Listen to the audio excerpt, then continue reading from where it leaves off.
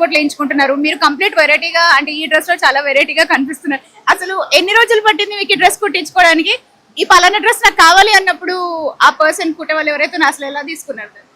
ఇది కనీసంగా ఒక 4 నెలలు కొండు ఇది అవుతుంది ఇలా రావాలని. కానీ చాలా కష్టపడ్డాను దీని గురించి. మెగా అభిమానం అండి మేము. ఆయన భక్తులమండి. ఆయన్నే కొలుసుకుంటూ ఆయన్నే పరమశివుడు అనుకుంటూ మేము ఈయన్నే దండం పెట్టుకుంటూ చిరంజీవి సారే మాకు దేవుడు అనుకుంటూ మేము తలపైన పెట్టుకుని చూసుకుంటాం మేడం. మా శ్రీకాకుళం నుండి వచ్చాం. మన రామ్ చరణ్ గారికి చిరంజీవి గారిని కలుద్దామని అంత దూరం నుండి వచ్చాను సార్ నేను. మనకు హైదరాబాద్లో ఎవరు పెద్దగా తెలియదు.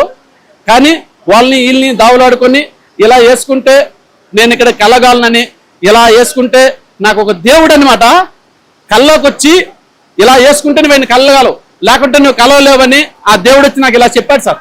చెప్తే ఆయన కలవాలని ఇలా అనేసి వేసుకుని వస్తే ఆయన కలుస్తామనేసి ఆయనతో ఒక ఫోటో మీరు ఇప్పిస్తారని రామ్ చరణ్ గారితో మన మెగా స్టార్ చిరంజీవి గారితో ఒక ఫోటో ఇప్పిస్తారని మేము కోరుకుంటున్నాం సార్.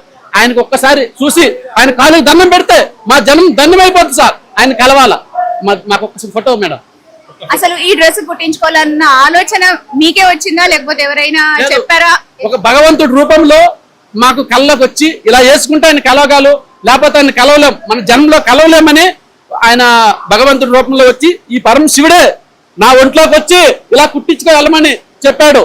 అందుకే ఇలా వచ్చా మేడం. లేకపోతే ఆయన కలవలేము, లేకపోతే బయట నుండి మాకు లోపలికి ఎంట్రీ కూడా అవదు. అంత దూరం నుండి ఇంత దూరం వచ్చాం సార్. నార్మల్ గా అభిమానం అనేది అంటే మన హీరోలు ఏం చేస్తే అది చూసి చేయడము కొంచెం అలా చూస్తూ ఉంటాము. కొంతమంది టాటూస్ వేయించుకుంటున్నారు.